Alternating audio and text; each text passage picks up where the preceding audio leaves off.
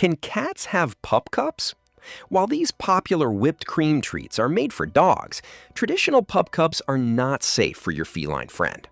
A standard pup cup contains heavy dairy products like milk and cream, which can cause severe stomach upset in felines.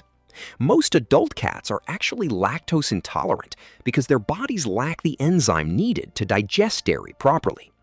If a cat eats whipped cream, it may suffer from diarrhea, vomiting, and painful gas.